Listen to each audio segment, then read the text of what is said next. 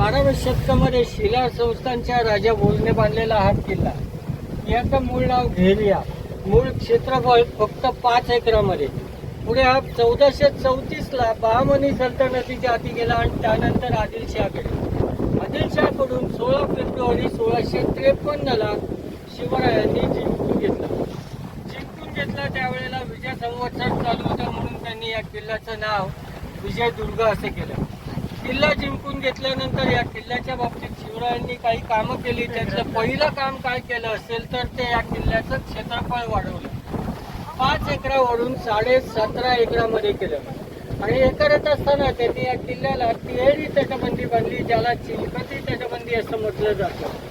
या चिलखती तटबंदीमध्ये 27 बुरुज बांधले. त्यापैकी हा पहिला बुरुज, ज्याचं नाव आहे खूप लढा तोफा 12 बुरुज. त्याच्या पुढच्या बुरुजात खाली कोपऱ्यात एक भुयारी मार्ग आहे, ज्याचा वापर रसद आतमध्ये नेण्यासाठी केला जायचा. किल्ल्यात एकूण 3 भुयारी मार्ग आहेत, त्यापैकी तो एक. दुसरा या बुरुजात आतून उघडतो. या बुरुजावर यायचं असेल तर त्या भुयारी मार्गाव्यतिरिक्त अन्य पर्याय नाही. हे दोनही भुयारी मार्ग ओपन आहेत, तिथे जाऊन तुम्ही अनुभव घेऊ शकता, पण तिसरा नाही. हा एकमेव किल्ला असा आहे की ज्यामध्ये आजही भुयारी मार्ग पार्शली ओपन आहे. मिळालं उत्तर? पार्शली ओपन आहे. तटावर पडलेले हे जे व्हाईट पॅचेस आहेत, ते व्हाईट पॅचेस आहेत तोफगोळे आढळण्याचे. वॉल्टर बून नावाच्या एका ब्रिटिश अधिकाऱ्याने या किल्ल्यावर हल्ला केला होता 1717 मध्ये. सतत 2 दिवस तो फायर करत होता आणि या 2 दिवसात जे काही तोफगोळे याच्या तटावर आढळलेत त्याचे ते पॅचेस आहेत. पण 2 दिवस तोफांचा बळीमार सहन करूनही याचा एकही चिरा, एकही दगड कोसळला नाही, म्हणून त्यांनी याचा उल्लेख हा एशियन जिब्राल्टर असा केला. वॉल्टर बूनच्या त्याच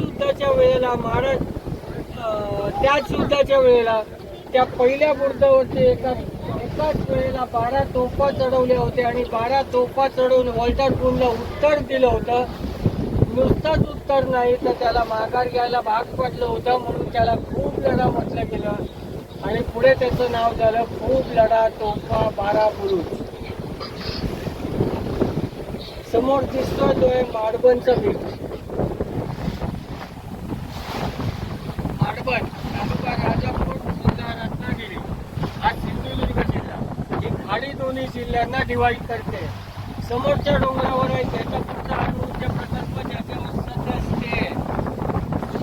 त्याच डोंगरावरती अशीच एक तटबंदी आहे, पण ती तटबंदी बांधलेली नाही. या तटबंदीच्या बांधकामामध्ये चुरा, गुळ आणि शिस याचा वापर केला गेला आहे. हे हेमाडपंथी बांधकाम आहे. त्याचे जे स्टोन्स आहेत ते स्टोन्स मेल फिमेल स्टोन्स आहेत आणि दे आर इंटरलॉक.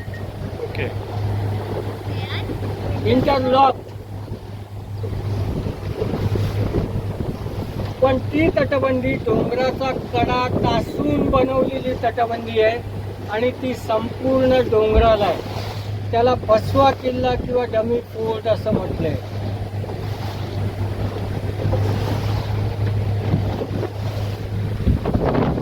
कारण कोणत्याही शत्रूचा आडमार यायचं झालं तर दोनच ठिकाणावरनं, एक तर तुमच्या समोरून मुंबईच्या दिशेने किंवा या साईडने गोव्याकडून. कुठूनही आले तरी प्रथम दर्शनी किल्ला नजरेस पडत नाही. पहिली ती तटबंदी नजरेस पडते आणि त्यालाच किल्ला समजून पहिला हल्ला तिथे व्हायचा आणि मग किल्ला जागा व्हायचा. सो डमी फोर्ट किंवा फसवा किल्ला. आणि त्याला जो हल्ला झाला तर तिथे उत्तर द्यायला काही लोक असतात,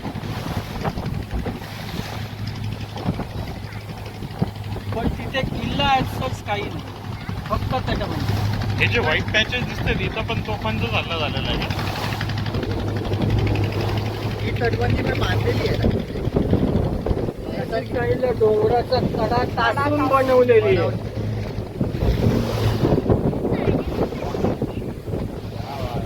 आतापर्यंत आपण खाडीत होतो, but now we are entering into the Arabian sea. Sea समुद्र. हॅलो. आपण जिथून बाहेर पडलो ती आहे वाघोटनची खाडी. 54 किलोमीटर लांबीची खाडी आहे. या खाडीत आतमध्ये एक शिवकालीन गोदी आहे, ज्या गोदीमध्ये मराठा आरमाराची बांधणी आणि मराठा आरमाराचा मेंटेनन्स केला जायचा. मराठा आरमार ज्याच्या कुशीत घडलं त्याचा एकमेव जातीदार किल्ले विजयदुर्ग मराठा आरमाराची राजधानी. वास्तविक पाहता ही गोदी खऱ्या अर्थाने नावारूपाला आली आंग्र्यांच्या काळामध्ये, म्हणून तिला आंग्रेकालीन गोदी असंही म्हटलं जातं. शिवरायांचे एकूण 3 ठिकाणी जहाज बांधणीचे कारखाने. सगळ्यात पहिला कल्याण भिवंडी दुर्गाडी किल्ला, ज्या ठिकाणी त्यांनी मराठा आरमाराची मुहूर्तमेढ रोवली. I repeat my word, Maratha आरमार.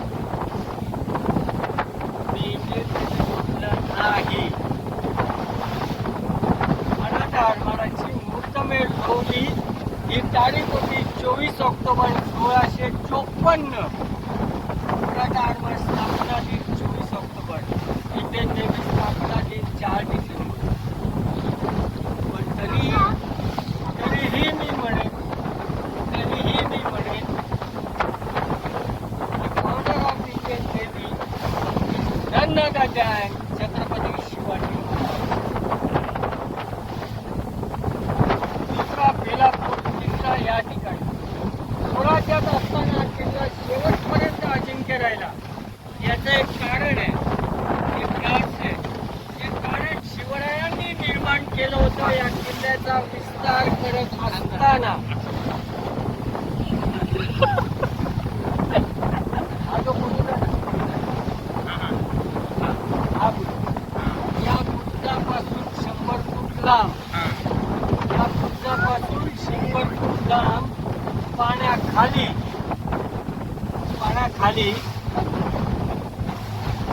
अशीच एक तटबंदी आहे. अरे बापरे. आणि अरे या बापरे. पाण्याखालच्या तटबंदीमुळेच हा किल्ला शेवटपर्यंत अजिंक्य राहिला. कारण या तटबंदीची माहिती ही फक्त आणि फक्त मराठा आरमाराला होती, अन्य कुणालाही नाही. याला हेलियमचं पालनाकर असंही म्हटलं जातं. हेलियम नावाचा एक गॅस आहे, लायटर आहे, याचा वापर फुगे उडवण्यासाठी केला जातो. शोध 18 ऑगस्ट 1968 ला या किल्ल्यावरून हेलियमचं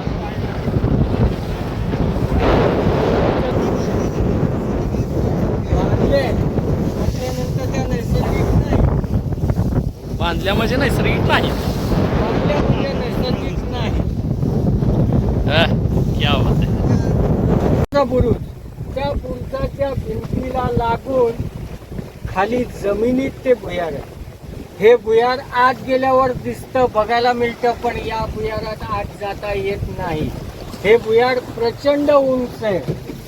उंच एवढं की एक मावळा घोड्यावर बसून जाऊ शकत होता.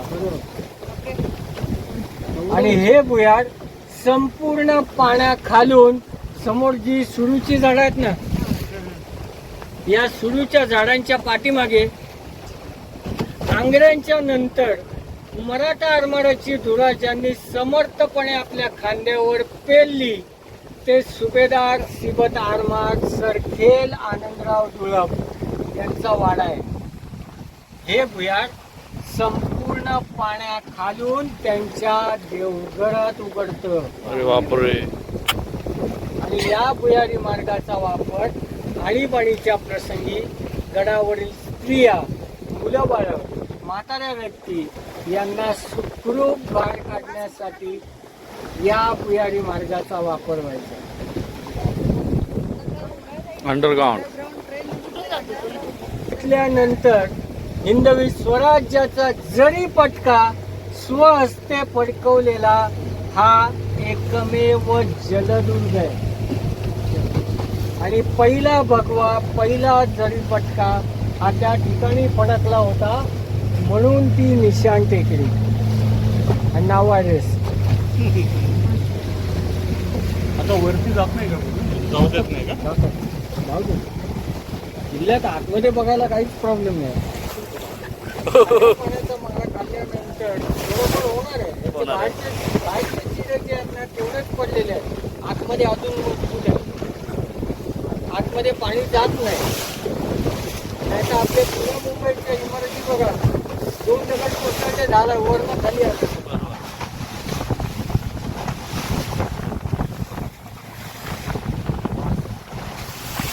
पाणी परत येतो आणि इकडनं जाणारं पाणी, या दोन्हीमुळे हा प्रकार घडतो.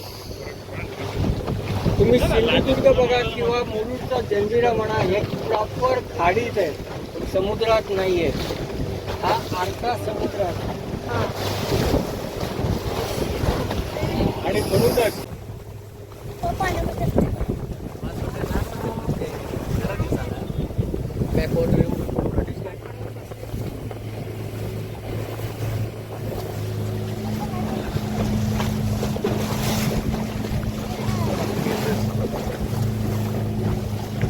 थोड्या वेळाने असायचं.